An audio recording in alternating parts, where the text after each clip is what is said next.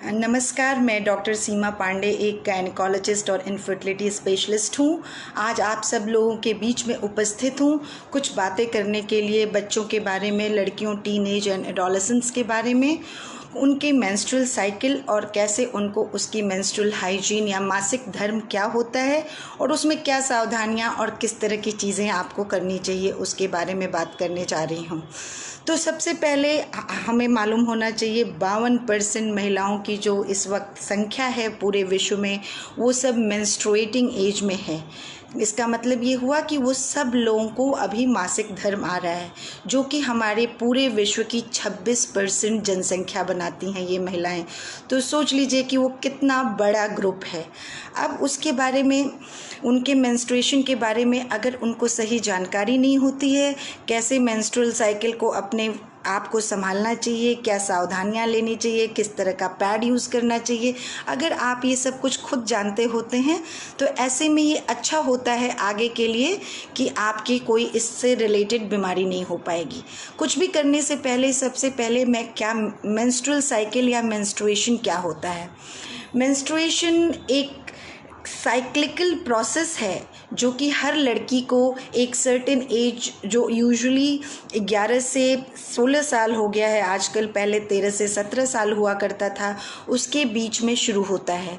Menstrual cycle शुरू होने के पहले लड़की के शरीर में और चीज़ों का विकास होने लग जाता है, उसकी ग्रोथ होती है, उसकी हाइट बढ़ती है, उसके ब्रेस्ट का डेवलपमेंट होने लगता है, उसके शरीर पे बाल आने लगते हैं और अमूमन ब्रेस्ट डेवलपमेंट के 3 ईयर्स के अंदर में लड़की को मासिक धर्म शुरू हो जाना चाहिए।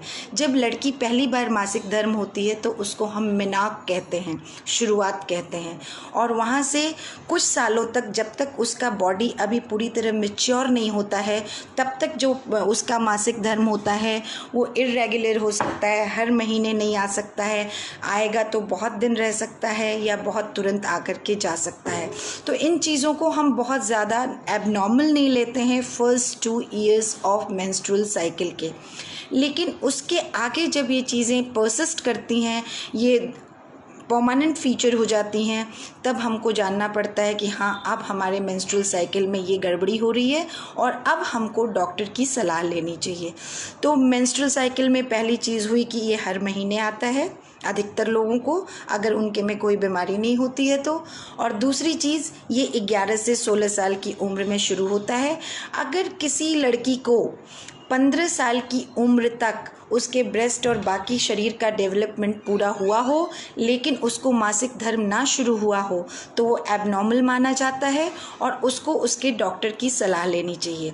इसी प्रकार किसी लड़की को मासिक धर्म आने के 1 साल बाद से पीरियड आने के बाद 3 महीने तक पीरियड नहीं आ रहा है या हमेशा 3 महीना, 4 महीना, 6 महीने पे आ रहा है, जिसको हम सेकेंडरी एमेनोरिया कहते हैं, अगर ऐसा होता है तो ऐसे में भी लड़की को किसी डॉक्टर की सलाह लेनी चाहिए। आखिर ये मासिक धर्म हमारे शरीर में होता क्यों है, पहले हमें ये समझना चाहिए। इसको समझाने के लिए मैं आपको आज ये मॉडल लेके आई हूँ। ये यूट्रस, ये बच्चेदानी या यूट्रस, इसको इंग्लिश में वूम भी कहते हैं, साइंस में इसको यूट्रस कहते हैं। इसमें से ये 2 ट्यूब्स निकली होती हैं हमारे हाथ की तरह, बिल्कुल अगर बॉडी यूट्रस है तो 2 हाथ की तरह इसमें से 2 ट्यूब्स निकली होती हैं। इस यूट्रस का सामने का हिस्सा काट दिया गया है जिससे कि आप अंदर की चीज़ों को देख सकें, और यही ट्यूब के नीचे 2 अंडाशय या ओवरीज होती हैं। तो जब लड़की का मासिक धर्म शुरू होता है तो उस वक्त कैसे होता है, हमारे ब्रेन में एक हाइपोथैलेमस और पिट्यूटरी नाम की ग्रंथियां होती हैं। वो कुछ सिग्नल भेजती हैं हमारे ब्लड में जिनको हम हार्मोन कहते हैं। वो इन ओवरीज को स्टिमुलेट करती हैं और ये जो हमारे अंडाशय हैं, इनमें अंडों की संख्या हमारे पैदा होने के पहले ही फिक्स हो जाती है। लगभग 1,20,000 अंडे के साथ लड़की पैदा होती है, लेकिन ताउम्र सिर्फ 400 अंडे उसके निकलते हैं मासिक धर्म के दौरान। तो मासिक धर्म की प्रक्रिया में होता क्या है, मैं आपको वो बताना चाहती हूँ। तो ये यूट्रस हो गया। यूट्रस की ये मस्कुलर मांसपेशियों वाली बॉडी है। इसके अंदर एक कैविटी है जिसको हम एंडोमेट्रियल कैविटी कहते हैं, और इसके चारों तरफ ये लाइनिंग है जिसको झिल्ली या एंडोमेट्रियल लाइनिंग कहते हैं, एंडोमेट्रियम कहते हैं। हर महीना लड़की को जब मासिक धर्म शुरू होता है तो मासिक धर्म के पहले से चौथे दिन के बीच कभी इधर के अंडाशय से कभी इधर के अंडाशय से एक अंडा सेलेक्ट होता है। ये सारे अंडे जो होते हैं ये छोटे छोटे पानी की झिल्लियों में रहते हैं जिनको हम फॉलिकल्स कहते हैं। अब उसमें से कोई एक फॉलिकल सेलेक्ट हो जाता है। मासिक के चौथे से 14वें दिन के बीच वो फॉलिकल बढ़ता है। बढ़ने के बाद जब उसकी साइज़ 20 से 25 मिलीमीटर की हो जाती है तो वो फूटता है, अंडा उसमें से बाहर निकलता है। तो ये ट्यूब अपने अंदर उस अंडे को ले लेती है और ये अंडा कहीं पे यहाँ चला जाता है। अब अगर लड़की शादीशुदा है और शारीरिक संबंध होता है तो यहाँ पे स्पर्म आता है, सीमेन, ये वेजाइना है, तो इसमें सीमेन आता है। अगर सीमेन में स्पर्म की संख्या 20 लाख से ऊपर होती है, उसमें से 40% से ज़्यादा तेज चलने वाले शुक्राणु होते हैं और ये ट्यूब यहाँ पे खुली होती है, जुड़ी होती है, तब जाकर के कोई एक शुक्राणु इस अंडे तक पहुँचता है और अंडा और बीज शुक्राणु मिलकर के गर्भ बनाते हैं जिसको हम फर्टिलाइजेशन कहते हैं। ये गर्भ यहाँ 2-4 दिन तक बढ़ता है। उसके बाद से वो धीरे इस ट्यूब में छोटे छोटे बाल होते हैं, उनके माध्यम से खिसकता हुआ बच्चेदानी में जाता है और इस एंडोमेट्रियल कैविटी में वो 9 महीने रहता है। जब इधर के कट सेक्शन में अंडे के बढ़ने और फूटने की प्रक्रिया दिखाई गई है। जब तक ये अंडा बढ़ रहा होता है बच्चेदानी की झिल्ली अपने को खा पी करके मोटा करती है। उसको ईश्वर ने एक ही काम दिया है, बच्चा रखने के लिए, हमारी जनरेशन को आगे बढ़ाने के लिए। तो अगर बच्चा रहता है तो वो उसको पालती है। अगर लड़की अनमैरिड है या किसी कारण से मैरिड आदमी को प्रेगनेंसी नहीं हुई तो ये अंडा जो यहाँ पहुँचा था वो सूख जाता है और बच्चेदानी की ये झिल्ली झड़ के मासिक बन के शेड ऑफ होके गिर जाती है। ये झिल्ली के साथ ब्लड आता है। ये स्पेशल क्वालिटी भगवान ने सिर्फ बच्चेदानी की झिल्ली या एंडोमेट्रियम को दी है कि जब जब वो झड़ती है तो ब्लड आता है, और ये ब्लड जब आता है हर महीने आता है, साइक्लिकल होता है, इसका एक फिक्स टाइम होता है। हमारे यहाँ की झिल्ली झड़े, मुंह की झड़े, आंतों की झड़े, आँख की झड़े, तो उसका कोई फिक्स टाइम नहीं होता है, और जब वो झड़ती है तो उसके झड़ने से ब्लड भी नहीं आता है। तो ये एक स्पेशल फीचर है जो सिर्फ यूट्रस को मिला है और जिसकी वजह से महिलाओं को मासिक धर्म होता है। तो नॉर्मल मासिक धर्म जो होता है, कोई भी महिला जिसकी उम्र 16 साल से ऊपर हो गई या मासिक आते हुए उसको 3 साल से ऊपर हो गया से लेकर के 40 साल के बीच में, अगर आपका मासिक धर्म 21 दिन से ऊपर या 35 दिन के अंदर आता है, हर बार उसी तरह से आता है, 3 से 7 दिन में ख़त्म हो जाता है, तो वो एकदम नॉर्मल मासिक धर्म माना जाता है। और मासिक धर्म में जो ब्लड गिरता है उसका जो अमाउंट होता है, क्वांटिटी होती है, वो 35 से 80 ml होती है। जैसे कि ये ग्लास है, इस ग्लास में 35 ml या 80 ml हमने पानी लिया, उसको हमने एक साथ गिरा दिया, एक दिन खुल के MC आना। अगर उसको थोड़ा थोड़ा करके 2-3 दिन गिराया तो थोड़ा थोड़ा गिराया तो 2-3 दिन मासिक आना। और किसी को 35 आ रहा है तो भी नॉर्मल है, किसी को 80 ml आ रहा है तो भी नॉर्मल है। तो इसलिए आप अपने मासिक धर्म की तुलना कभी भी दूसरों के मासिक धर्म से ना करें। अगर आपका मासिक धर्म एक दिन आता है, हल्का रहता है, एक दिन खुल के रहता है, तीसरे दिन कम हो जाता है, तो वो बिल्कुल नॉर्मल मासिक धर्म है। मासिक धर्म में पेन होना नॉर्मल नहीं है। जैसा हमें घर में बड़े बूढ़े बताते हैं कि मासिक धर्म में पेन हो रहा है, इसको तुम बर्दाश्त करो, दर्द की दवा खाओगी तो तुम्हारा पीरियड ख़राब हो जाएगा, आगे चल के तुम्हें बच्चा होने में दिक्कत होगी। ऐसा बिल्कुल भी नहीं है।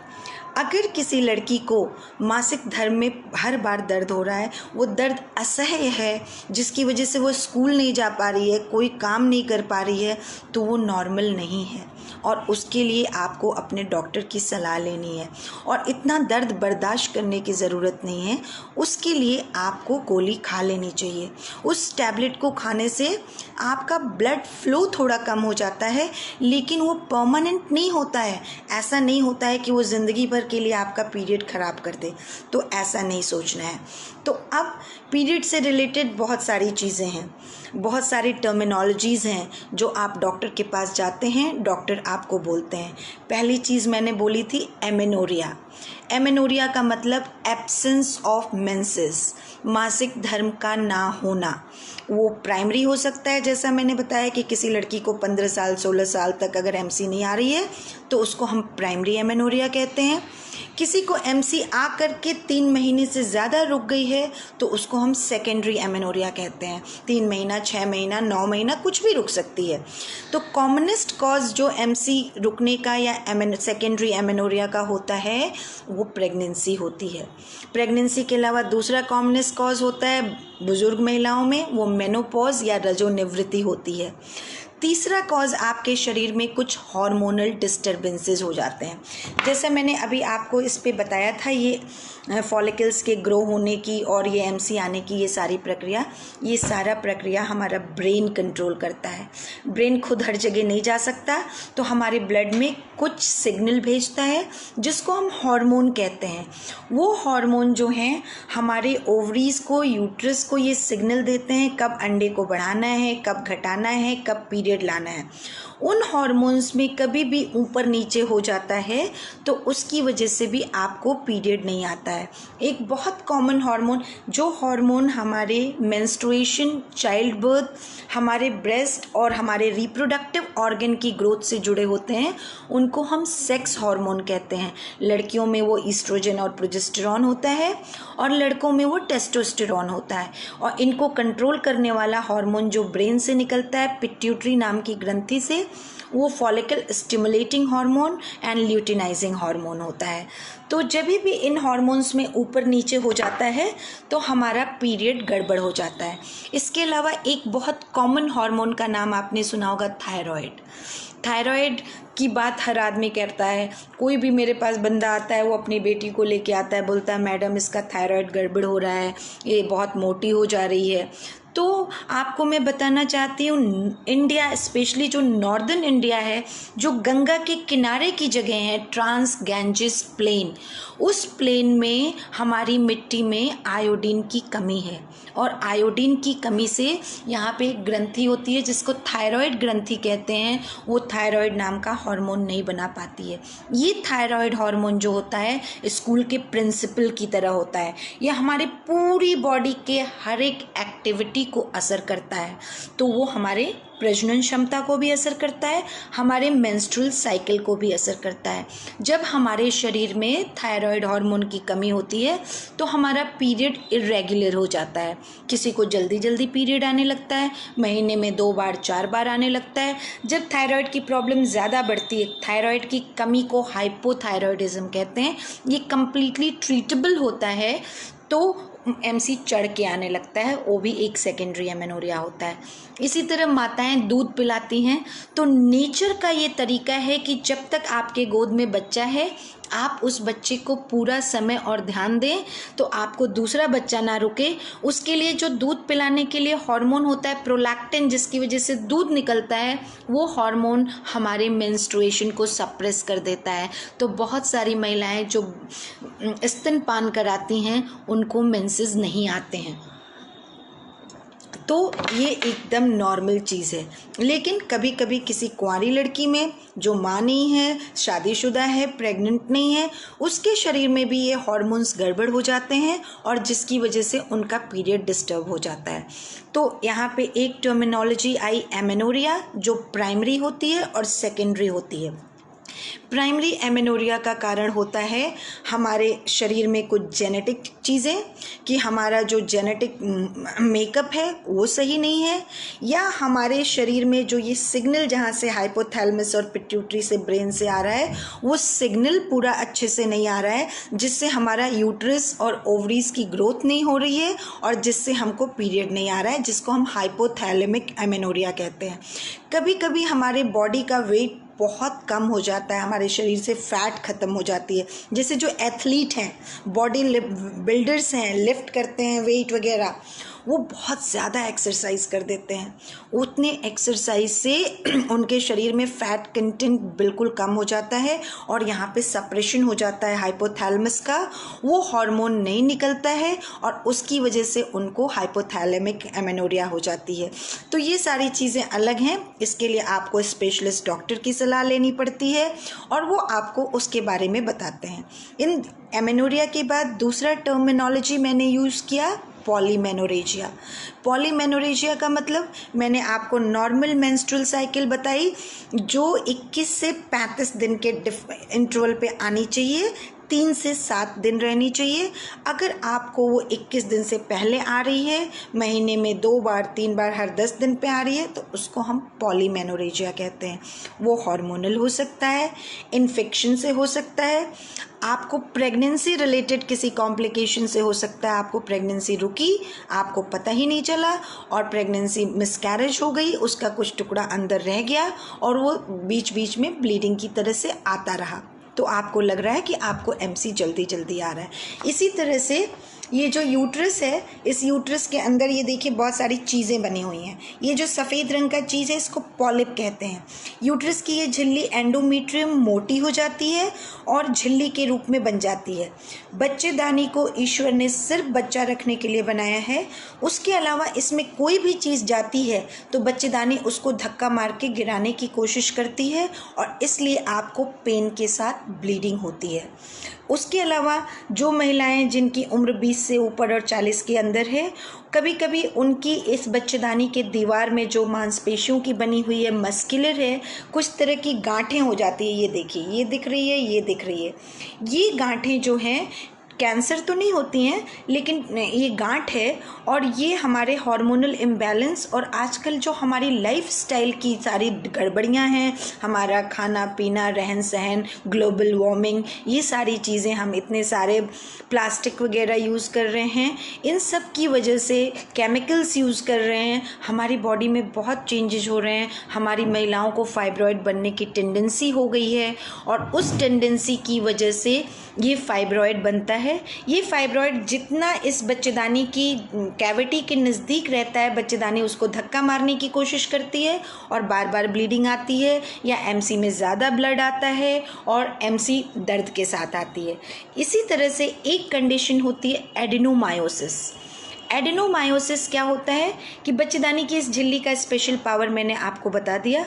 कभी कभी इस झिल्ली जैसी झिल्ली आपके ट्यूब में हो, आपके यूट्रस की दीवार में हो, आपकी ओवरी में हो, आपके पेट के अंदर हो, आपके ब्रेन में, लंग में, कहीं भी हो सकती है। तो जब जब यहाँ से जिस तरह ब्लीडिंग होती है, इसी तरह वो झिल्ली जहाँ जहाँ है उस झिल्ली में ब्लीडिंग होती रहती है और वो ब्लड निकलने का, यहाँ से तो निकलने का रास्ता है, लेकिन इस दीवार से तो ब्लड को निकलने का रास्ता नहीं है, इस ट्यूब से निकलने का रास्ता नहीं है, इस ओवरी से निकलने का रास्ता नहीं है।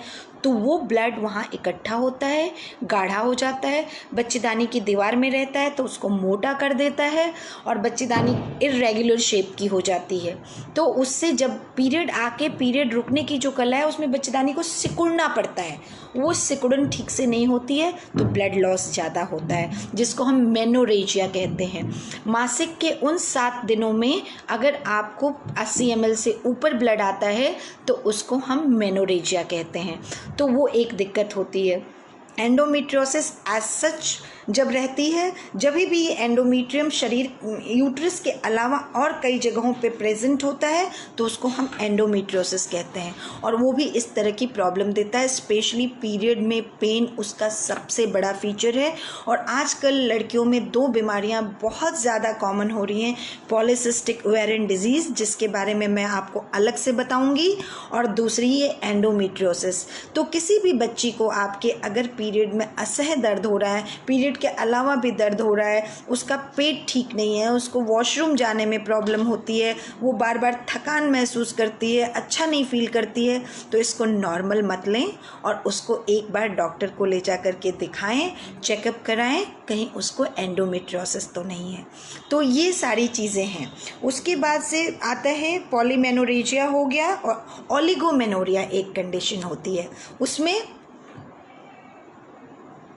बहुत सारे लोग कहते हैं आकर के, मैडम हमको जब एमसी आती है तो इतना कम ब्लड रहता है कि हमको पैड लेने की ज़रूरत ही नहीं पड़ती है।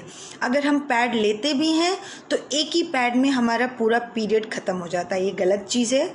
आपको पैड तो रोज़ सुबह शाम बदलना ही है। अगर उसमें ब्लीडिंग ना भी लगी हो तो भी, अगर आप डिस्पोजेबल यूज़ कर रहे हैं, और कपड़ा भी रोज़ एक दिन पे आपको बदलना ही है, चेंज ही करना है, वरना वो आपके हाइजीन के लिए अच्छा नहीं होगा। तो इसको हम, जो एमसी कम आती है, 35 ml से कम रहती है, उसको हम ओलिगोमेनोरिया कहते हैं।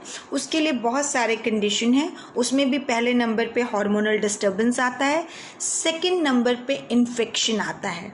इन्फेक्शन दो तरह से होता है। हमारे देश में अभी भी हर महिला एक ट्रेंड गायनिकोलॉजिस्ट के पास डिलीवरी और एबॉर्शन के लिए नहीं पहुंच पाती है। ऐसे में वो अपनी किसी लोकल दाई या एएनएम के पास जाती है और वहाँ जा कर के वो सफाई करा लेती है, कोई दवा लगवा लेती है, जिससे कि उसका बच्चा तो गिर जाता है, डिलीवरी तो हो जाती है, लेकिन जो इन्फेक्शन होता है, उस इन्फेक्शन की वजह से ये जो बच्चेदानी की झिल्ली है, ये झिल्ली पूरी तरह से अपने बेस से ख़त्म हो जाती है। इसकी जो ये बेसल लेयर है, जब तक ये रहेगी तभी ये हर महीना जनरेट होगी।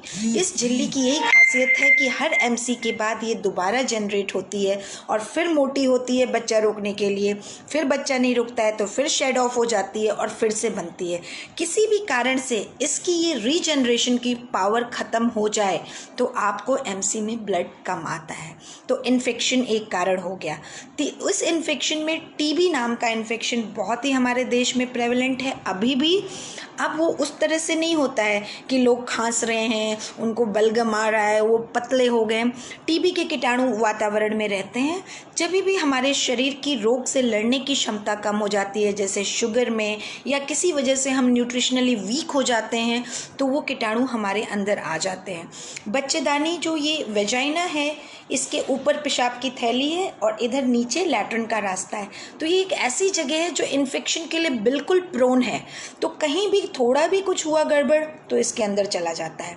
और जैसे आपके खाने में वो कीटाणु चले गए, तो खाने में आपने खा लिया, गट को कुछ नहीं हुआ, लेकिन ब्लड के थ्रू वो इन्फेक्शन आपके ट्यूब्स से होते हुए यूट्रस में जब पहुंचता है तो वो कोई ज़्यादा साइन और सिम्टम नहीं देता है, सिवाय आपकी एमसी कम हो जाती है। कभी कभी आप निसंतानता के शिकार हो जाते हैं। आपको सब कुछ ठीक होते हुए आपका डॉक्टर कहता है आपको अंडा बन रहा है, सब कुछ हो रहा है, आपकी झिल्ली नहीं मोटी हो रही है, आपको बच्चा नहीं रुक रहा है। इसको हम एशरमैन सिंड्रोम कहते हैं। कभी कभी कोई दाई खूब सफाई कर देती है, सोचती है कि नाली है, चलो इसको अच्छे से साफ कर दो, तो इस झिल्ली को नुकसान पहुँच जाता है और उससे भी जो है ये वहाँ पे जाले जैसे बन जाते हैं और उसको हम एशरमैन सिंड्रोम कहते हैं, साइनिकिया कहते हैं, बिल्कुल मकड़ी के जाले की तरफ। तो यहाँ पे ब्लीडिंग नहीं होती है। तो ये एक कंडीशन होती है जिसमें मेंसेस गड़बड़ होते हैं। तो एक कंडीशन होती है pre menstrual syndrome. Pre menstrual syndrome आपकी महिला होने की निशानी है। बहुत लोग होते हैं जिनको एमसी आने के पहले से पता चल जाता है कि अब उनको एमसी आने वाली है। उनका शरीर थोड़ा ब्लोटेड फील होता है, लगता है फूला फूला सा है, चेहरा फूल रहा है, पेट फूल रहा है और कुछ अजीब अजीब सा लगता है। एमसी आने के एक हफ्ता पहले से ब्रेस्ट में टेंडरनेस होने लग जाती है, वाइट डिस्चार्ज आने लग जाता है, थोड़े मूड स्विंग्स होते हैं तो इनको हम प्री मेंस्ट्रुअल सिंड्रोम कहते हैं। ये एक नेचुरल प्रोसेस है हमारी बॉडी का, ईस्ट्रोजन प्रोजेस्टेरॉन के रिएक्शन में होता है। क्वीन विक्टोरिया को भी होता था, लेडी डायना को भी होता था, बहुत सारे लोगों को होता था। लेकिन ये जब ज़्यादा होता है, बहुत सारे लोग को उसके पहले दर्द चालू हो जाता है, टॉयलेट नहीं बैठ पाते हैं, ठीक से पेट साफ़ नहीं होता है, यूरिनेशन में डिफ़िकल्टी होने लगती है, ब्लोटिंग तो हो ही रही है, वॉमिटिंग तक हो जाती है, कुछ लोग को लूज़ मोशन हो जाता है, ब्रेस्ट इतना टेंडर हो जाता है कि मतलब कहीं टच हो जाए तो पेन होने लग जाता है। तो इतना ज़्यादा जब दिक्कत होती है तो इसके लिए हमको कुछ अटेंशन लेने की ज़रूरत होती है। ऐसे में अधिकतर कुछ विटामिन्स हैं, आपके लाइफस्टाइल में चेंजेस हैं, योगा है, प्राणायाम है, एक्सरसाइजेज हैं, कुछ मेंटल रिलैक्सेशन की टेक्निक्स हैं, वो सब यूज़ करने से आप अपना प्री मेंस्ट्रुअल सिम्टम या सिंड्रोम को डिक्रीज़ कर सकते हैं। विटामिन ई और विटामिन सी खाने से, कॉड लिवर ऑयल खाने से कई बार ये चीज़ें ठीक हो जाती हैं। लेकिन अगर इन चीज़ों के बाद भी ये चीज़ें नहीं ठीक होती हैं, आपको बहुत ज़्यादा दिक्कत देती हैं, कोई भी परेशानी जिससे आप अपना डे टू डे वर्क ना कर पाएँ, आप जॉब पे ना जा पाएँ, आप स्कूल ना जा पाएँ, तो इसका मतलब वो ठीक नहीं है और ऐसे में आपको डॉक्टर के पास जाने की आवश्यकता है। तो ये है मासिक से रिलेटेड चीज़ें। मेंस्ट्रुअल साइकिल में पेन नॉर्मल नहीं है।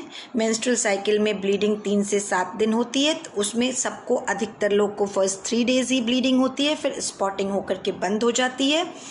7 दिन तक सबको बराबर एमसी नहीं आता है और हमें एक्सपेक्ट भी नहीं करना चाहिए। अगर आपको, अब इसमें एबनॉर्मेलिटी कहाँ होती है, मान लीजिए आपकी पीरियड की डेट 4 तारीख है और आपको पिछले महीने के 28 तारीख से थोड़ा स्पॉटिंग होना शुरू हो गया और 4 या 5 को आपको खुल के एमसी आया, तो ये ठीक नहीं है। इसको प्री मेंस्ट्रुअल स्पॉटिंग कहते हैं और ये हमारे शरीर में दिखा रहा है कि जो हार्मोन प्रोजेस्टेरॉन है, ये प्रोजेस्टेरॉन हार्मोन जो मैंने आपको बताया था कि ये अंडा एमसी के 14वें से 16वें दिन के बीच जब 20 से 25 मिलीमीटर का होता है तो फूटता है, तो अंडा बाहर निकल जाता है, तो जो वो झिल्ली बचती है वो कॉर्पस ल्यूटियम कहलाती है। वो एक ग्रंथि है जिसके अंदर से ईस्ट्रोजन एंड प्रोजेस्टेरॉन निकलना शुरू होता है, जो अब आगे इस अंडे और बच्चे को पालने के लिए पाल रहा होता है जब तक कि फ्रैंक प्रेगनेंसी नहीं आती है। जिस महीने में प्रेगनेंसी नहीं आती है, ये कॉर्पस ल्यूटियम सूख जाता है और पीरियड आ जाता है। तो अगर आपको एमसी से पहले 7-8 दिन तक स्पॉटिंग हो रही है तो वो नॉर्मल नहीं है, आपकी बॉडी में ओव्यूलेशन रिलेटेड कोई डिसऑर्डर है जिसकी वजह से प्रोजेस्टेरॉन हार्मोन कॉर्पस ल्यूटियम नहीं बना पा रहा है और आपको ये प्री मेंस्ट्रुअल स्पॉटिंग हो रही है। इसी तरह किसी किसी को पोस्ट मेंस्ट्रुअल होती है, 3 डेज़ खुल के पीरियड आ गया, फिर थोड़ा लगता रहता है 10 दिन 12 दिन। अगर ऐसा होता है तो वो भी अच्छा नहीं है, उसको हम पोस्ट मेंस्ट्रुअल स्पॉटिंग कहते हैं और वो ईस्ट्रोजन नाम की हार्मोन की कमी से होता है। और अगर ऐसा 2-3 महीने लगातार आपके पीरियड में हो रहा है तो आपको डॉक्टर के पास जाना चाहिए, उनसे सलाह लेना चाहिए और जैसे वो मेडिकेशन बताएं उस तरह से आपको फॉलो करना चाहिए। इसी तरह से किसी किसी को मिड साइकिल में एमसी के 14वें से 16वें 17वें दिन, जिस दिन उनको ओव्यूलेशन होता है, इस अंडे को, ये झिल्ली जब 20 से 25 मिलीमीटर हुई, इसको फूट के अंडे के बाहर निकलने की प्रक्रिया को हम ओव्यूलेशन कहते हैं। ये ओव्यूलेशन के समय कुछ लोगों को पेन होता है, वो बिल्कुल नॉर्मल होता है, वो दिखाता है कि आपकी बॉडी में सब कुछ नॉर्मल चल रहा है। अगर पेन बहुत ज़्यादा हो रहा है, हॉट वाटर बॉटल ले लो, हल्दी दूध पी लो, उससे नहीं कुछ हो रहा है तो कोई पेन किलर खा सकते हैं, लेकिन वो बिल्कुल नॉर्मल है।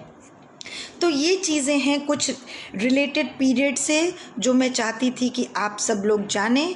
इसमें सबसे ज़रूरी बच्चों की माँओं के लिए है कि अगर लड़की को पीरियड 11 साल 10 साल पे आ जा रहा है तो वो घबराए ना, आजकल ये एकदम नॉर्मल हो गया है। और वो पीरियड जब आता है तो वो अभी उसकी बॉडी मैच्योर नहीं हुई है, तो इसलिए वो इर्रेगुलर हो सकता है, उसमें ब्लीडिंग ज़्यादा हो सकती है, कम हो सकती है, चढ़ के आ सकता है 2-2 3-3 महीने पे। तो इससे बहुत घबराना नहीं है।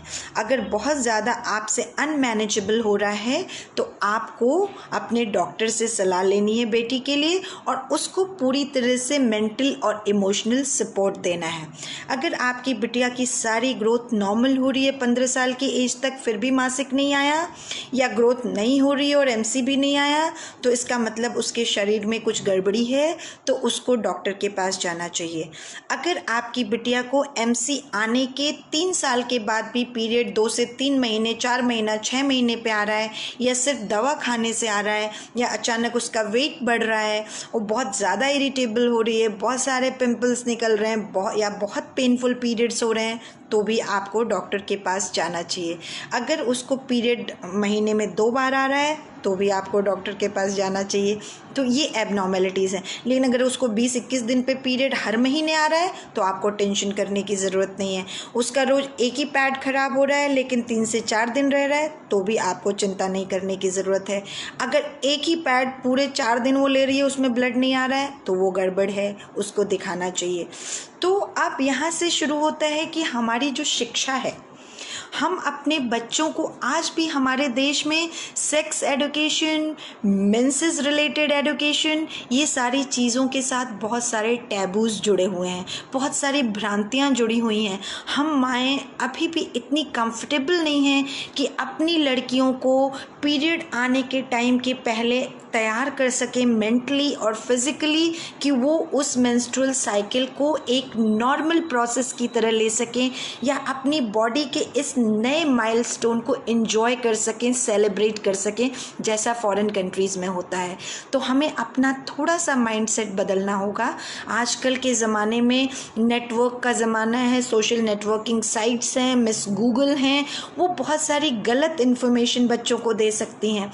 तो इससे अच्छा है कि आप अपनी बच्ची को कॉन्फिडेंस में लीजिए, उसको जब मेंसेस आने के पहले से समझाइए कि अब उसको मेंसेस आने वाले हैं, इसमें क्या होगा, उसको क्या एक्सपेक्ट करना है, उसको कैसे उसको हैंडल करना है, उसको उससे कैसे नहीं घबराना है। तो अगर आप अपनी बिटिया को एक गार्डियन के साथ, एक दोस्त की तरह उसके साथ खड़ी हैं, तो कल वो अपनी ज़िंदगी में होने वाली सारी कठिनाइयों और परेशानियों को आपके साथ शेयर करेगी। सिर्फ शेयर ही नहीं करेगी, आपको अपना बेस्ट फ्रेंड ट्रीट करेगी और सब कुछ आपसे बताएगी, और आपके को ये बहुत अच्छा होगा। आपको उसकी जासूसी नहीं करनी पड़ेगी, उसका फ़ोन नहीं रखना पड़ेगा, उसके कंप्यूटर पे टैप नहीं करना पड़ेगा कि वो क्या देख रही है, क्या कर रही है, दोस्तों से क्या बात कर रही है। तो मैं हमेशा ये चाहती हूँ कि आप अपनी बच्ची को, अभी एक क्वेश्चन आ रहा है किस एज में समझाना चाहिए। क्या करें, आजकल जो मेंस्ट्रुअल साइकिल है, मेनाक इतना जल्दी शुरू हो जा रहा है कि अब हमारे बच्चों की एक्चुअली क्या हो रहा है, अब हमारे शरीर में कोई हाथ का साइज़ तो बढ़ नहीं रहा है, कहीं हमारे सींग निकल नहीं रही है, हमारी बॉडी की इवोल्यूशनरी ग्रोथ नहीं हो रही है जिस तरह से हम चिंपैंजी से ह्यूमन बीइंग बने थे। तो अब उस इवोल्यूशन में सिर्फ हमारे ब्रेन की ग्रोथ हो रही है। तो जो आज का बच्चा 5 साल पे जितना इंटेलिजेंट है, शायद हम और आप 10 साल 11 साल की एज में नहीं थे। और अधिकतर वेल टू डू फैमिलीज़ के बच्चों को 11 साल में MC शुरू हो जा रही है, 11.5 साल में शुरू हो जा रही है। तो उसको धीरे धीरे सिर्फ इतना तो बता सकते हैं कि बेटा किसी दिन ऐसा हो सकता है कि अचानक आप जगें या स्कूल में बैठे हों तो आपके पैंटी में ब्लड लग जाए, वो ब्लड नॉर्मल है, उससे घबराना नहीं है। जब कभी ऐसा हो तो तुरंत, अगर आप स्कूल में हैं तो अपनी क्लास टीचर को बताइए, घर में हैं तो मुझे बताइए, और उससे बिल्कुल भी परेशान मत होइए। और उस एज के बाद कैसे करना है हैंडल, कहीं टिश्यू मिले तो उसको कैसे यूज़ करना है, हैंकरचीफ को कैसे यूज़ करना है, इतनी सारी चीज़ें बतानी है। इससे ज़्यादा अभी बताने की ज़रूरत नहीं है। आगे चल के जैसे जैसे उसकी ग्रोथ होगी आप उसको चीज़ें शेयर कर सकती हैं, उनको बता सकती हैं। तो यहाँ पे बात आती है मेंस्ट्रुअल हाइजीन की। मेंस्ट्रुअल हाइजीन के पहले इन टैबूज़ में जो सबसे इम्पॉर्टेंट है, मैं एक ब्राह्मण फैमिली से आती हूँ, वेरी कॉन्जर्वेटिव ब्राह्मण फैमिली, जहाँ पे पीरियड्स इतना बड़ा स्टिग्मा था कि अगर मुझे पीरियड आ गया तो मैं अपने घर के जेंट्स के सामने तो बिल्कुल जा ही नहीं सकती थी। अपने कमरे में मुझे बंद हो जाना होता था, कोई मुझे छू नहीं सकता था, मैं किचन में नहीं जा सकती थी, मैं खाना नहीं ले सकती थी, और एकदम अछूत की तरह मुझसे व्यवहार किया जाता था, मतलब सबसे व्यवहार किया जाता था। और इस वजह से जो लोग नहीं भी जानते थे उनको भी पता चल जाता था कि मुझे पीरियड आया है। जब लड़की को पहली बार पीरियड आता है तो बहुत एम्बैरस फील करती है, शेमफुल फील करती है, बहुत ज़्यादा परेशान रहती है, उसको समझ नहीं आता उसके साथ ये क्या हो गया, ये कहाँ कहाँ से ब्लड आ गया, क्यों आ गया। तो अगर ऐसे में अचानक से घर वाले इस तरह से, जैसे पापा ने एक गिलास पानी मांगा, बेटा पानी ला दो, तब तक मम्मी या दादी उधर से बोल रहे नहीं नहीं नहीं वो पानी नहीं देगी, वो पानी नहीं दे सकती है, वो अशुद्ध है, ऐसा करना। अचार नहीं छूना है, किचन में कोई ऐसी चीज़, पूजा के पास नहीं जाना है, मंदिर में नहीं जाना है, एक्सरसाइज नहीं करना है, फ्रेंड्स से नहीं मिलना है, ऐसा बिल्कुल भी नहीं होता है। आपको ये समझना है कि पीरियड्स आपका एक इंटीग्रल पार्ट है। ये मेंस्ट्रुअल साइकिल अगर आपकी बेटी को नहीं आई तो वो एबनॉर्मेलिटी है, आना तो बिल्कुल नॉर्मल है। ये एक माइलस्टोन है जिसको सेलिब्रेट करना चाहिए, उसके लिए उसको शर्मिंदा नहीं होना चाहिए, उसको पूरी तरह गियर अप होना चाहिए। उसको कभी कोई चिढ़ा दे, उसको स्पॉटिंग हो गई है, उसके कपड़े में ब्लड लग गया है, तो वो उसको हैंडल करना सीखे। कोई बच्चा क्लास में उसको कुछ कह देता है तो उसे पता होना चाहिए कि उसे क्या बोलना है उसके बारे में। तो ये जो चीज़ें हैं, ये मैं और आप ही अपने बच्चे को ये कॉन्फिडेंस दे सकते हैं। पीयर ग्रुप प्रेशर बहुत ख़राब होता है, बच्चे बहुत एक दूसरे को बुली करते हैं, तो ये हमारा काम है कि हम अपने बच्चे को मॉरली कितना स्ट्रॉन्ग बना रहे हैं। स्ट्रक्चरली मेंटल हेल्थ आज की तारीख में सबसे इम्पॉर्टेंट है। हमें इस टैबू से बाहर निकलना है। जब उसको मेंसेस आते हैं तो उसको आपको सिखाना है कि पैड कैसे लेना है, उसको चेंज कितना फ्रीक्वेंटली करना है, उसको किस तरह से उस एरिया को क्लीन करना है, ड्राई करना है और अच्छे से रखना है जिससे वहाँ पे इन्फेक्शन ना हो। उसको उस जगह की क्लीनिंग करते हुए लैट्रिन के रास्ते से आगे की तरफ क्लीन नहीं करना है जिससे लैट्रिन की तरफ के बैक्टीरिया पेट के वहाँ पे ना चले जाएं, इन्फेक्शन कर दें। उसको नहा करके गीले में कपड़ा और पैड नहीं लगा लेना है, उससे रैशेज़ हो जाते हैं। तो उसको समझाना है कि पीरियड आता है, आप बिल्कुल रोज़ की तरह जाइए, नहाइए, सिंपल सोप एंड वाटर से अपने को पूरा क्लीन कीजिए, ड्राई कीजिए। बच्चे जो आजकल थोड़े हेल्दी हो रहे हैं उनके लिए वहाँ पे पाउडर आप छिड़क सकते हैं। फिर आपकी जैसी पहुँच हो, आजकल मुझे नहीं लगता कोई कपड़ा यूज़ करता है, लेकिन जो लोग कपड़ा यूज़ करते हैं उन लोगों को उन कपड़ों को पहले से साबुन से धो के गर्म पानी में उबाल के अच्छे से प्रेस करके पैड बना करके रख लेना चाहिए और हर दिन उस पैड को चेंज करना चाहिए। अगर उसकी हैवी ब्लीडिंग है तो दिन में 2 बार चेंज करना चाहिए। और सबसे तो अच्छा होगा कि आप उसको डिस्पोजेबल सैनिटरी नैपकिन्स आजकल बहुत सस्ते आ गए हैं वो दें। उसको लगाते हुए आपको जो इंस्ट्रक्शन देना है कि बेटा ब्लीडिंग हो या ना हो, इसको शाम को फिर से बदल लेना है, पैंटी चेंज करना है, रोज़ पैंटी को अच्छे से क्लीन करना है, गर्म पानी से साफ़ करना है, अपना वो पर्सनल एरिया को अच्छे से साफ़ करके सुखाना है, सुखाए बगैर वहाँ पे कोई भी कपड़ा नहीं लगाना है, कुछ भी नहीं पहनना है। तो ये 2 चीज़ें हैं। बड़े शहरों में और अच्छे घर की लड़कियां जो हैं वो टैम्पून नाम की एक चीज़ यूज़ करती हैं। ये टैम्पून एक इतना बड़ा सा चीज़ होता है रबर की तरह, उसको वेजाइना के अंदर यहाँ पर डाल देते हैं और वो अपना ब्लड वहीं पे एब्जॉर्ब करता रहता है। तो इससे उनकी पैंटी ख़राब नहीं होती है, उनके कपड़ों में स्पॉटिंग नहीं होती है और इसकी एब्जॉर्प्शन पावर बहुत ज़्यादा होती है। लेकिन इसको 8 घंटे पे ज़रूर बदलना चाहिए जो लोग टैम्पून्स यूज़ कर रहे हैं। कभी कभी जो बहुत ज़्यादा कुछ बच्चे सोचते हैं कि एक ही में काम चल जाए और खूब हाईली एब्जॉर्बिंग टैम्पून लगा लेते हैं, उससे कभी कभी एक इन्फेक्शन होता है टॉक्सिक शॉक सिंड्रोम, जो कि बहुत ही ख़तरनाक होता है। और हमारे देश में मुझे नहीं लगता कि इतना ज़्यादा टैम्पून का प्रचलन है, लेकिन जो बच्चे यूज़ करते हैं आपको जानकारी हर चीज़ होनी चाहिए। तो अगर आप यूज़ करते हैं तो हाईली एब्जॉर्बेबल ना लेके मीडियम वाला लीजिए और 8 घंटे पे बेटी को ज़रूर कहिए उसको बदलने के लिए। और उसके अलावा आजकल मेंस्ट्रुअल कप आ गए हैं, वो पहली बार ख़रीदने में तो महंगे पड़ते हैं, वो सिलिकॉन के बने होते हैं, स्पेशल टाइप के प्लास्टिक के बने होते हैं, बिल्कुल कप की तरह होते हैं। वो जाके यहाँ वेजाइना में फिट हो जाते हैं, तो उसमें ब्लड इकट्ठा होता है, उसको फिर आपको कप को निकाल लेना होता है, निकाल करके ब्लड गिरा करके उस कप को अच्छे से क्लीन कर देना होता है और फिर दोबारा यूज़ के लिए वो तैयार हो जाता है। तो अगर आप 2 कप रखते हैं तो 5 से 8 साल उसकी शेल्फ लाइफ होती है। एक बार आपने ख़रीद लिया तो मिनिमम 5 साल के लिए आपको फुर्सत हो गई।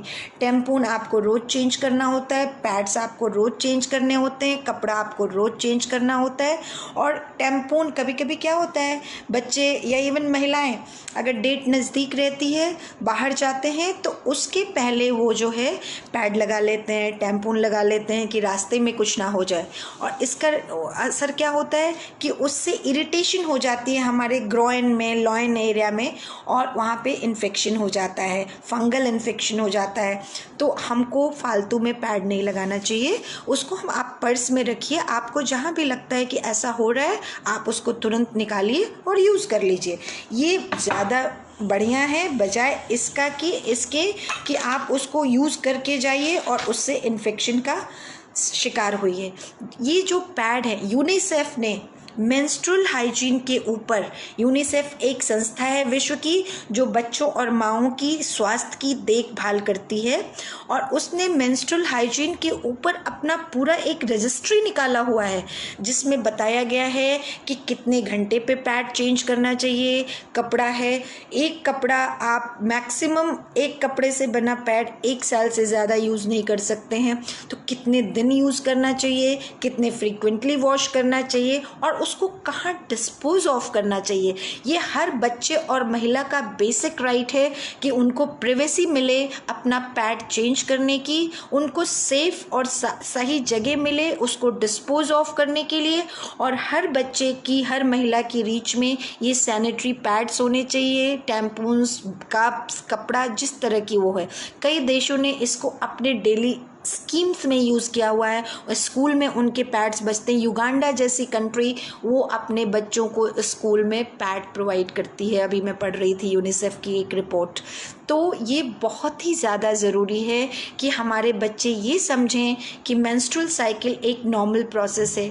आपके बेटे को भी ये पता होना चाहिए कि अपनी बहन का मजाक नहीं उड़ाना है, ये एक नॉर्मल प्रोसेस है। उन दिनों उसको घर में अलग सेक्लूड नहीं कर देना चाहिए, उसको अच्छे से समझाना चाहिए। उसको जैसे वो अपनी दिनचर्या रोज़ रखती थी मेंस्ट्रुअल साइकिल के दौरान भी वैसे ही रखनी चाहिए। अगर उसको पेन हो रहा है, उसको रिलैक्सेशन टेक्निक्स, अधिकतर जो नॉर्मल पेन होता है जो बीमारी की वजह से नहीं होता है, वो वहाँ पे मेंसेस के समय ब्लड की सप्लाई इस यूट्रस में बहुत बढ़ जाती है। जैसे आपको ब्रेन में माइग्रेन होता है, माइग्रेन का कारण क्या होता है कि खून की नलियाँ जो ब्रेन को सप्लाई करती हैं खूब मोटी हो जाती हैं, सारा खून का सप्लाई ब्रेन को चला जाता है, तो ब्रेन में ऐसे ऐसे हेडेक होता है। उसी तरह से कुछ बच्चों को, कुछ महिलाओं को डिस्मेनोरिया होता है, पेनफुल मेंसेस को डिस्मेनोरिया कहते हैं। तो उसमें आपके पेल्विस में, आपके यूट्रस और ओवरीज के चारों तरफ ब्लड की सप्लाई इतनी ज़्यादा बढ़ जाती है। अब ये पतला सा पाइप है, इसकी कैपेसिटी 1 ml अपने अंदर रखने की है, इसमें 10 ml ब्लड दे देंगे, फैल जाएगा, फैलेगा तो इसमें खिंचाव होगा तो दर्द होगा। तो इस तरह के जो पेन होते हैं डिस्मेनोरिया, वो हॉट वाटर बॉटल लेने से ठीक हो जाते हैं, कुछ मेंटल रिलैक्सेशन टेक्निक से ठीक हो जाते हैं, अच्छा म्यूजिक सुनने, रेस्ट करने से ठीक हो जाते हैं। अगर इन चीज़ों से नहीं ठीक हो रहा है, रेगुलर उसको दर्द की दवा खानी पड़ रही है, तब तो डॉक्टर को दिखाना पड़ता है। और उसके अलावा आपको अपनी बेटी को समझाना है कि इस तरह से निकाल के पैड कहीं भी फेंकना नहीं है। पैड को अच्छे से एक पैक में, पेपर में, बैग में लपेट करके डस्टबिन में डाल देना है, थ्रो हो जाए। जहाँ कहीं पे जगह नहीं है, आप अपने टॉयलेट में भी इसको डिस्पोज ऑफ कर सकते हैं, अगर वहाँ पे ब्लॉकेज की प्रॉब्लम ना आए, क्लॉगिंग की प्रॉब्लम ना आए। वरना एक जो स्पेस उसके लिए निर्धारित है वहाँ पे उस पैड को, क्योंकि कुछ बीमारियाँ हैं जैसे HIV है, हेपेटाइटिस B है, ये सारी बीमारियाँ इन पैड से जो ब्लड है, ये किसी ने छुआ, किसी को लग गया, उसका हाथ कटा है, तो उसको भी हो सकती हैं। तो इन तरह के इन्फेक्शन से बचने के लिए, उसके बाद आपकी लड़की को मेंसेस आने लगते हैं, स्पेशली 2 साल मेंसेस आने के बाद उसकी सेक्सुअल मैच्योरिटी जब पूरी हो जाती है, तब आपको उसको सेक्स एजुकेशन देने की भी ज़रूरत है, क्योंकि अब अगर उसका सेक्सुअल कांटेक्ट हुआ तो उसके प्रेग्नेंट होने के चांसेस होते हैं, तो उसको सही गलत के बारे में आपको समझाना होता है। उसके अलावा इन्फेक्शन, कई तरह के इन्फेक्शन होते हैं, सेक्सुअली ट्रांसमिटेड डिजीज़ेज़ होती हैं। आजकल हम अपने बच्चों को बाहर पढ़ने भेजते हैं, वहाँ पे जाकर के वो अकेले हॉस्टल में रहते हैं, तो उनको अगर हम इन सारी चीज़ों के बारे में बताए रखेंगे तो वो जो है उन चीज़ों को नॉर्मली हैंडल कर पाएंगे और बहुत अच्छे से डील कर पाएंगे। तो आज मैं मेंस्ट्रुअल साइकिल में आपको यही बताना चाहती थी कि कैसे करना है, मेंसेस क्या होते हैं और कैसे होते हैं। अगर आपका कोई क्वेश्चन है तो मैं उसको अभी पढ़ रही हूँ और पढ़ करके उसका उत्तर देने की कोशिश कर रही हूँ। तो अभी तक की बातें मेरी अपनी तरफ से ख़त्म हो गई। अब मैं इस चैट लाइन में अगर कोई भी क्वेश्चन है तो उसको पढ़ने की कोशिश कर रही हूँ और उसका आंसर दूंगी। तब तक आपको और कोई क्वेश्चन है तो बताइए। मिसेस नीतू छाबरा तिनानी ने पूछा है, what if she get once in 2 months but no weight gain, no pimples. तो मैंने जैसा बताया कि उसकी एज क्या है, कोई ज़रूरी नहीं है कि वेट गेन हो। इसके बारे में मेरा एक अलग से लेक्चर है, मैं उसी की स्पेशलिस्ट हूँ, वो बाद में बताऊँगी। लेकिन यहाँ पे आपको बताना चाहती हूँ, अगर उसको पीरियड आते हुए 2 साल से ज़्यादा हो गए हैं और अभी भी उसको हर 2 महीने पे पीरियड होता है, भले वेट गेन नहीं हो रहा है, पिंपल्स नहीं हो रहा है, तो ये एबनॉर्मल है, एक हार्मोनल डिस्टर्बेंस है। और कॉमनेस्ट आज की तारीख में जो बीमारी लड़कियों को, टीनेजर्स को और महिलाओं को पीरियड देर से लाती है वो पॉलीसिस्टिक ओवेरियन डिजीज़ है, अनटिल प्रूवन अदरवाइज। ये आपको मान के चलना है। तो आपको एक अच्छे गायनेकोलॉजिस्ट से दिखाना चाहिए, उसका चेकअप कराना चाहिए। लेकिन अगर अभी 1 ही साल पीरियड आया हुआ है, उसकी उम्र 15 से नीचे है, 16 से, तो आप वेट कर सकते हैं। अच्छा, दूसरा कोई क्वेश्चन है, पीरियड में पेन ज़्यादा हो तो क्या करना चाहिए। अभी हम लोग इसी की बात कर रहे थे। पीरियड में अगर पेन हर बार होता है तो ये देखना है कि पीरियड होने के पहले पेन शुरू हो रहा है, उसका पैटर्न क्या है, वो नॉर्मल हॉट वाटर बॉटल, हल्दी दूध या एक टैबलेट खाने से अगर नहीं ठीक हो रहा है तो आपको डॉक्टर के पास जाना चाहिए। आपको एंडोमेट्रियोसिस या एडिनोमायोसिस नाम की बीमारी हो सकती है, ज़रूरी नहीं है कि है, लेकिन अगर ये आपका कांस्टेंट फीचर है, ये बढ़ता जा रहा है, पहले पेन 1 दिन होता था, फिर 2 दिन हो गया, फिर पीरियड के पहले भी होने लगा। जो लोग सेक्सुअली एक्टिव हैं, मैरिड हैं, उनको सेक्सुअल इंटरकॉर्स के ड्यूरेशन में पेन हो रहा है, उनको कोई जांच हो रही है तो पेन हो रहा है, तो उन लोगों को इस चीज़ को दिमाग में ज़रूर रखना चाहिए। मैं ये नहीं कह रही कि आप शंका का शिकार होइए, लेकिन अपने दिमाग को खुला रखिए। पीरियड से रिलेटेड पेन को नॉर्मल लेके बर्दाश्त करके अपनी क्वालिटी ऑफ लाइफ को ख़राब मत कीजिए।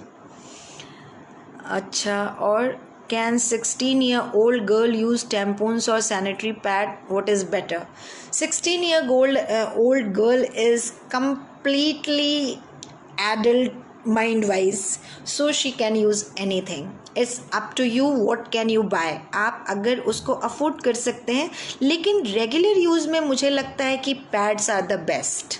जो थिन और विंग पैड है बड़े वाले, वो यूज़ करना सबसे अच्छा होता है। हाँ, अगर वो कहीं पार्टी में जा रही है, डांसिंग जा रही है, ट्रैवल कर रही है, तो ऐसे में टैम्पून यूज़ करना इज़ बेटर। बट अदरवाइज़ मुझे लगता है कि पैड्स सबसे अच्छे होते हैं, उनको डिस्पोज ऑफ करना अच्छा होता है, उनसे ज़्यादा कॉम्प्लिकेशंस नहीं होते हैं, तो मेरे हिसाब से वो बेटर होना चाहिए। मुझे थायराइड है, 14 MP मंथ में 2 बार आ रही है। 14, अच्छा, 14 थायराइड का मतलब हुआ आप हाइपोथायरॉयडिज्म है आपको। क्या होता है, जो आपकी यहाँ की थायराइड ग्रंथि है वो थायराइड नाम का हार्मोन बनाती है, उसके लिए सिग्नल ब्रेन से आता है। तो जैसे क्या होता है कि आपने 4 मजदूर रखा काम करने के लिए, एक उसका सुपरवाइज़र होगा, 2-3 मजदूर होंगे। काम अगर टाइम से नहीं होता है तो आप सुपरवाइज़र से कहते हैं कि और मज़दूर बढ़ाओ। उसी तरह हमारा ब्रेन है, जब ये थायराइड ग्रंथि थायराइड हार्मोन पूरा नहीं बना पाती है तो ब्रेन में बैठा हुआ जो मेन हेडमास्टर है वो थायराइड को एक सिग्नल भेजता है TSH, उसको कहता और बनाओ और बनाओ और बनाओ। तो जितना आपकी बॉडी में थायराइड हार्मोन कम होता है, आपका TSH उतना ज़्यादा होता है। तो ये TSH जब बढ़ा है तो इसका मतलब आपके शरीर में थायराइड की कमी है। तो थायराइड हार्मोन की कमी से पीरियड चढ़ के आता है। जब इतना हो जाता है 14, तो हो सकता है कि आपको पीरियड इरेगुलर हो, चढ़ के आ रहा हो। तो आपको टाइट कंट्रोल की ज़रूरत है अपने थायराइड की। आपको किसी एंडोक्रिनोलॉजिस्ट या किसी गायनेकोलॉजिस्ट जैसे मैं रिप्रोडक्टिव एंडोक्रिनोलॉजिस्ट हूँ, मेरी सुपर स्पेशलिटी या सब स्पेशलिटी है रिप्रोडक्टिव एंडोक्रिनोलॉजी। मैं इनफर्टिलिटी IVF का ट्रीटमेंट करती हूँ। जैसे न्यूरोसर्जन होते हैं, प्लास्टिक सर्जन होते हैं, वैसे गायनेकोलॉजिस्ट की एक सुपर स्पेशलिटी होती है रिप्रोडक्टिव मेडिसिन। तो मैं थायराइड को अपने लेवल पे ट्रीट करने की कोशिश करती हूँ महिलाओं में। हाँ, लेकिन कभी भी मुझे ज़रूरत पड़ती है तो मैं एक फ्रैंक एंडोक्रिनोलॉजिस्ट के पास भी उनको भेजने में हिचकती नहीं हूँ। तो अगर आपको ज़्यादा दिक्कत है तो आपको अपने गायनेक से मिलना चाहिए। 2 बार भी पीरियड आ सकता है, पीरियड 2-2 महीने पे भी आ सकता है। आपको अपना थायराइड बहुत अच्छे से कंट्रोल करने की ज़रूरत है। डोजेस, वो जो दवाई आप खाते हैं सुबह खाली पेट, उसकी डोज को रेगुलेट करने की ज़रूरत है। पेन के बारे में मैंने बता दिया, ये भी बता दिया। मेरी बेटी 25 साल की है, PCOD प्रॉब्लम है, डॉक्टर से मेडिसिन चलती है, बट स्टार्ट होने के बाद कभी स्पॉटिंग, हैवी ब्लीडिंग 3 मंथ ऐसे ही चलता है, मेडिसिन से बंद होती है। ये एक अपने आप में पूरा टॉपिक है। पॉलीसिस्टिक ओवेरियन डिजीज़ में MC 80% लड़कियों को चढ़ के आता है, 2 महीने 3 महीने या सिर्फ दवा लेने पे आता है। 20% लोगों की साइकिल रेगुलर होती है। लेस देन 1% या 2% में MC आता है तो बंद ही नहीं होता है, और आता भी दवाई से है। तो ये मैं आपको अगले हफ्ते इसके बारे में ज़रूर बताऊंगी, पूरा डिटेल में बताऊंगी। प्लीज़ ट्यून इन एंड आपको इसके बारे में पूरी जानकारी दी जाएगी। पॉलीसिस्टिक ओवेरियन डिजीज़ एक लाइफस्टाइल डिजीज़ है और इसका 50% इलाज आपके हाथ में है। आप अपनी लड़की को एक्सरसाइज, योगा, मेडिटेशन कराना शुरू कर दीजिए। उसके खाने में से जंक फूड, पैक फूड और चीनी से बनी चीज़ें और चावल की मात्रा कम कर दीजिए। बाकी चीज़ें मैं अपनी अगली टॉक में बताऊंगी। मेरी बेटी 25 साल की है। फर्स्ट डे में तो बहुत पेन होता है, हॉट वाटर यूज़ करती है। अगर हॉट वाटर से ठीक हो जा रही है, उसके बावजूद भी उसकी एज 25 ईयर्स है, तो उसको एक बार डॉक्टर से सलाह ज़रूर ले लेना चाहिए। तो मेरे ख्याल से मैंने सारे प्रश्नों का जवाब दे दिया। Thank you, blessings, thank you Guruji, thank you Sonia, and thank you my friend Dr. Kavita Tyagi, who has introduced me to this platform, and I loved it and I would love to come again and again to clear your doubts और आपको कुछ और जानकारी देने के लिए। मुझे उम्मीद है कि जो कुछ भी मैंने बताया वो सब आपको पसंद आया होगा। इससे आपकी लाइफ में जो कुछ परेशानियां हैं मेंसेस रिलेटेड, उसमें से कुछ आपको समझ में आई होंगी।